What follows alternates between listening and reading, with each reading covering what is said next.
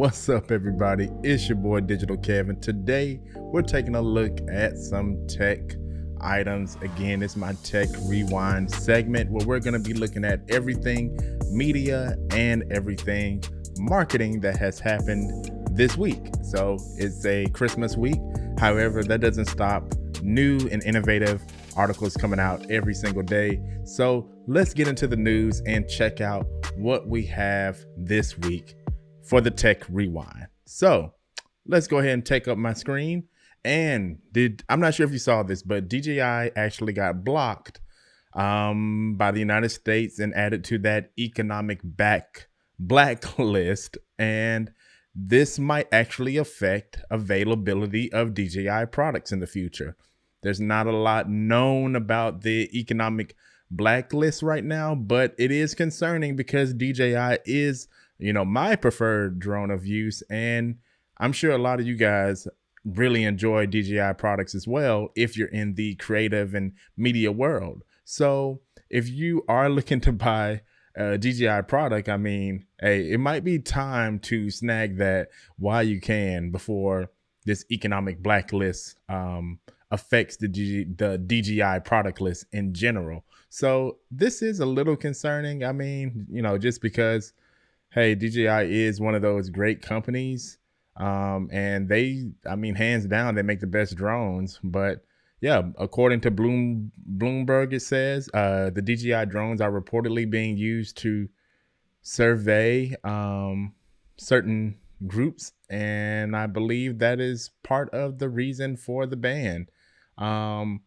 It doesn't mean that it's going to immediately affect US based customers, but it is speculated within this article that it's a possibility. So if you need a drone and you're going to need a drone in the next couple months or, in the immediate future, I wouldn't wait. Go ahead and buy it if you can, just in case this becomes something a little bit more urgent or a little bit more threatening to actual DJI products being available in the US. So that was one that I found very interesting. But my favorite one of the week was definitely this one.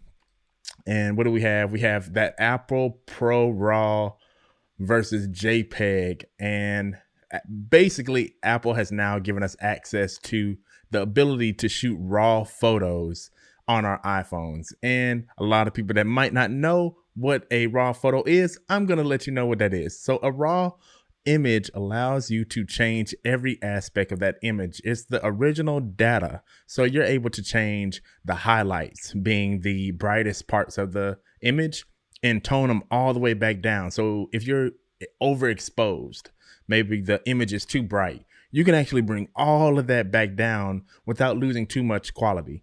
You can do it within reason. It's not a magic pill, but shooting RAW is fundamentally better than shooting a JPEG image. Now, JPEG images have gotten better with their latitude, but it's just not a RAW. This is amazing coming from Apple that we're now able to get that Apple RAW images straight here on the iPhone 12 Pro. I'm not sure if it's on some of the older models, but I know it's on the latest 12 cameras. You can actually shoot RAW now. So I'll be shooting RAW. I already downloaded the options and I'm loving the flexibility I actually have now to shoot RAW. So they had this cool video on Petapixel where they're kind of doing a shootout between the two.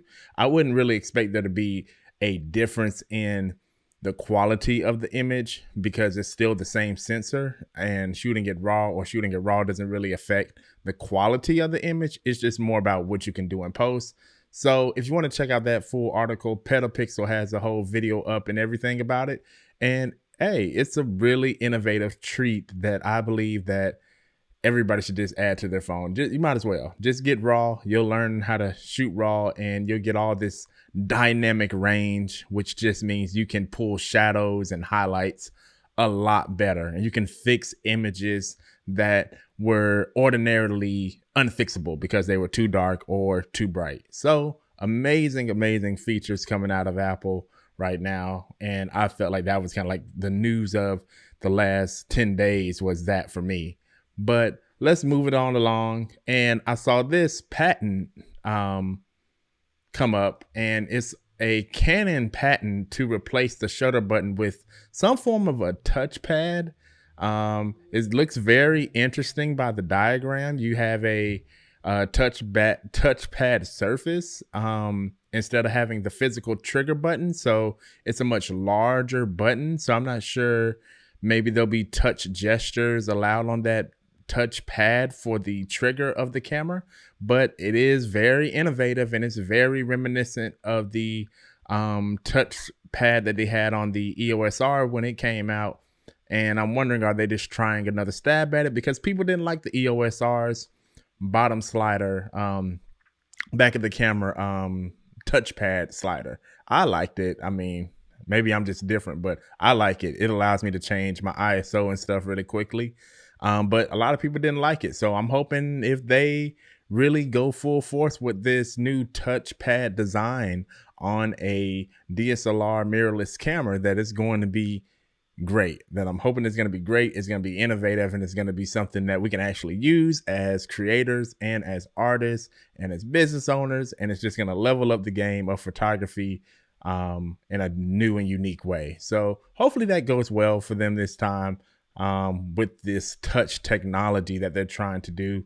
But like I said, it's essentially a huge shutter button now on the front, and we never know. It's a patent, so could be something that's actually going to come out, could not be.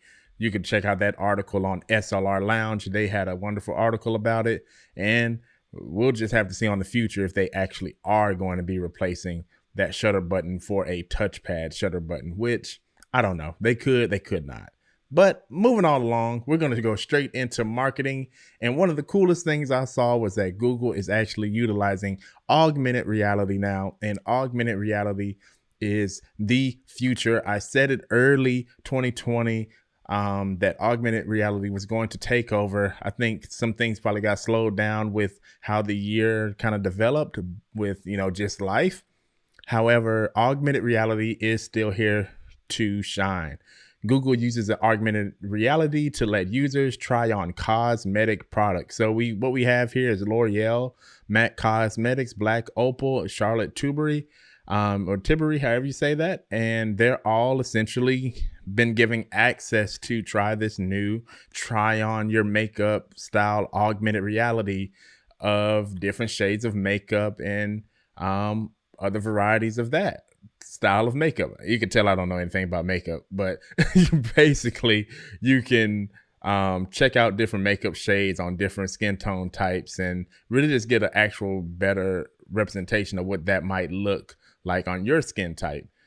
So all of this is ran through what's called the Google Knowledge Graph. So it's going to be very important, guys, to innovate on your website. Innovate on your website, because when Google starts to release new and innovative things to do, they look for sites that already have that new technology built into it. So Knowledge Graph has always been around for a while, and there's ways that you can create a website in order for the Knowledge Graph to actually give you cool things like this in the future.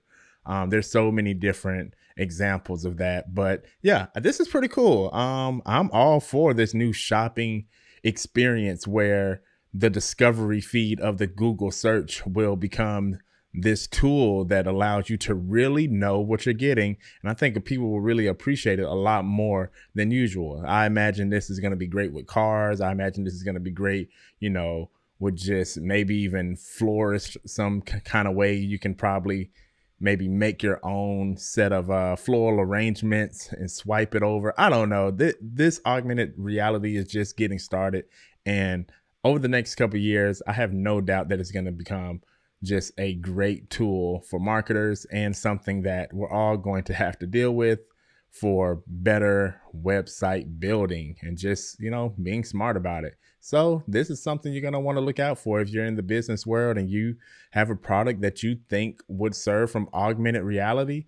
Being able to place your products in an environment that's virtual, but not really there, but it's there type scenarios, then you're going to want to look at this, follow this story here. And yeah, I think it's cool. I think it's cool what Google's doing. Facebook has poured in a lot of money into augmented reality too. You got to follow the money, and the money is showing that all these companies are pouring dollars into augmented reality. it's inevitable that it's going to be a spearheading thing with just all businesses are going to be using augmented reality very heavily to market to people. So love this article, love to see it progressing a little bit more and seeing it actually in action. So we actually got a SEO update.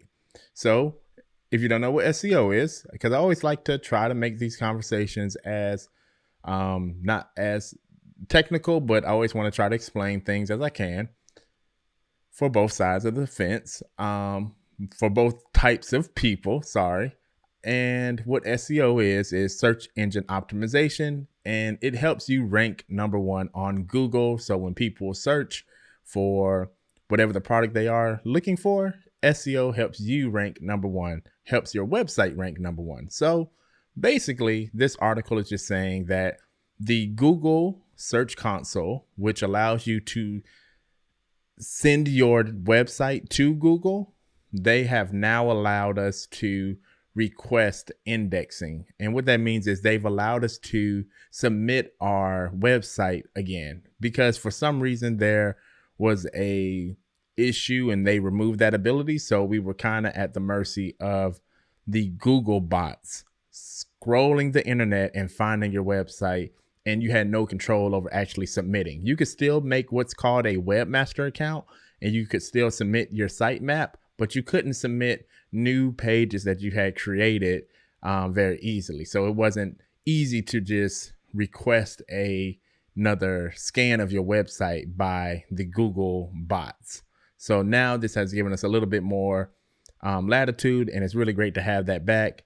And it's just one of those tools in the SEO world that we really need. And it didn't affect everybody, but if it did affect you and you are in the SEO industry, now you can go back to asking for those requests of Google to search your website again. So I'm happy to have this. This actually has affected me, and I'm very happy to be able to request indexing of some older content that I have and not have to wait for Google to just come by and read the new stuff that I have.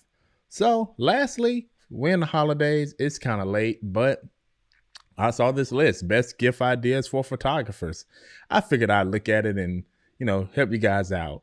And just see what people are really recommending. I hadn't did a video on what I would recommend or any type of content on what I would recommend if you're looking to buy something for a creator. But here's a list. The Spider Pro Single Camera System V2.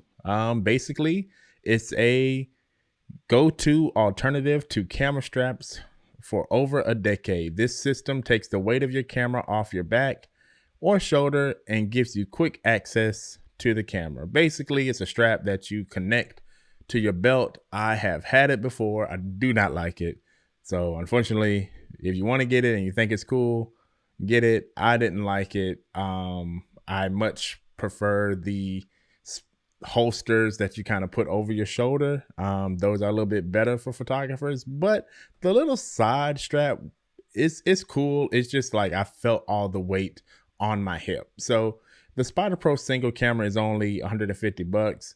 If you are somebody who wouldn't mind some of that weight on your hip, then maybe this is a good gift for you to get. They have Sigma lenses on here as something that's great for photographers. Of course, the lens is great. I just want to look for something unique on here. Custom drinkware by Photo Flash Drive. That's pretty cool. Got the smoke bombs for $11. That's not too bad. Yeah, some pretty good ones. I think if out of everything that I'm seeing, the one thing I would probably recommend you get a photographer for Christmas for this holiday season, if you haven't found anything else, is this Manfrotto mini tripod. That's a really good one, only $21.85. And I would also really recommend this reflector, $40, a 40-inch reflector. You can get them on Amazon.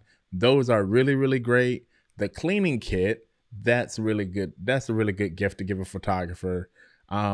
This Anchor power cord, because who doesn't like having extra power to charge their phone? When we're on shoots, we're using our phone a lot. We're trying to do Instagram. We're trying to talk to people, text clients. It's nice to have a secondary source when you're on location for your actual phone of, just having peace of mind that you have power all day.